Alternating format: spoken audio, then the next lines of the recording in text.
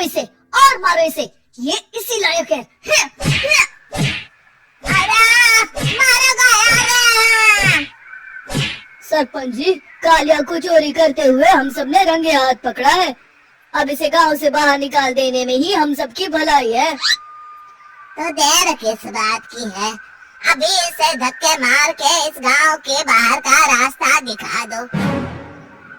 अरे सरपंच जी, ऐसा मत करिए, मुझे एक मौका और दीजिए, मैं दोबारा कभी चोरी नहीं करूंगा। लेकिन गांव वाले उसकी एक नहीं सुनते और उसे मार मार के गांव की सीमा के बाहर निकाल देते हैं। मेरी कमर दर्द के मारे मेरी जान निकली जा रही है। कम बख्तों ने जम के धुलाई की है मेरी। अरे भगवान करे इनके गांव में भूचाल आ जाए, धरती फट जाए और सब गांव वाले उसमें समा जाए। चलते चलते कालिया जंगल में पहुंच जाता है। उसे वहाँ एक प्रयोगशाला दिखाई देती है। अरे इस जंगल में ये अजीब सा दिखने वाला घर किसने बनाया है, चल कर देखना पड़ेगा। कालिया प्रयोगशाला के पास चला जाता है। दो वैज्ञानिक प्रयोगशाला में बातें कर रहे होते हैं। बधाई हो डॉक्टर चमन, आखिरकार हम दोनों ने मिलकर एक ऐसी घड़ी का आविष्कार कर लिया है जिसे पहनकर कोई भी इंसान गायब हो सकता है। हाँ हाँ, तुमने बिल्कुल सही कहा डॉक्टर जमाटो। अब कल सुबह ही हम इस जंगल से निकल जाएंगे, लेकिन उससे पहले आज रात के खाने का बंदोबस्त करते हैं। हाँ हाँ, मुझे तो बड़ी जोरों से भूख लगी है, चलो चलते हैं। दोनों वैज्ञानिक वहाँ से चले जाते हैं। उनके जाते ही कालिया प्रयोगशाला में दाखिल होता है। अच्छा तो ये बात है। कालिया बड़े से कांच के अंदर रखी घड़ी को बाहर निकाल लेता है और अपनी कलाई पर बांध लेता है। फिर घड़ी में लगा बटन दबा देता है। कालिया को एक जोरदार झटका लगता है।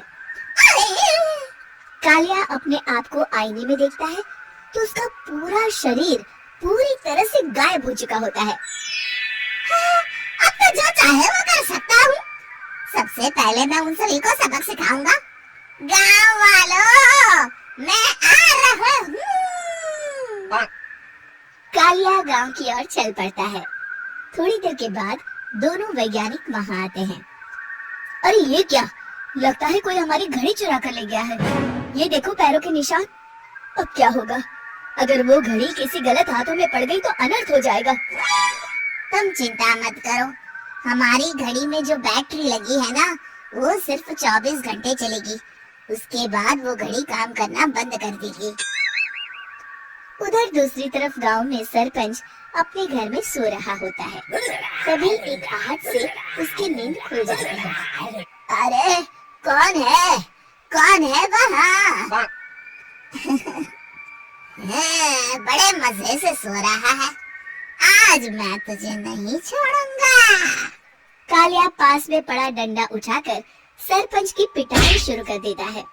ये ले, और ये ले, इसी लायक है। आप मर गए। अरे अरे ये क्या हो रहा है? अरे अरे कोई बचाओ मुझे, मेरे घर में भूत आ गया है। सही कहा, मैं भूत ही तो हूँ, ये ले। अरे भूत जी, मैंने आपका क्या बिगाड़ा है, मुझे छोड़ दीजिए। आपको क्या चाहिए? तेरे घर में जितना भी पैसा है ना, मुझे ला कर दे दे, तब मैं तुझे छोड़ दूंगा और यहाँ से चला जाऊंगा। सरपंच अपनी तिजोरी से पैसे निकालकर एक बड़े कपड़े में बांधकर जमीन पर रख देता है और कालिया वो सारा पैसा लेकर वहाँ से चला जाता है। दूसरी तरफ जमींदार गांव के चौराहे पर खड़ा कुछ लोगों से बात कर रहा होता है। इस कमीने जमींदार ने भी मुझे बहुत पीटा था, इससे भी बदला लेना तो बनता है। हाँ? जमींदार अचानक अपने आप को चांटे मारने लगता है। अरे भाई ये क्या हो रहा है? जमींदार साहब अब ठीक तो है ना? अरे मुझे नहीं पता भाई।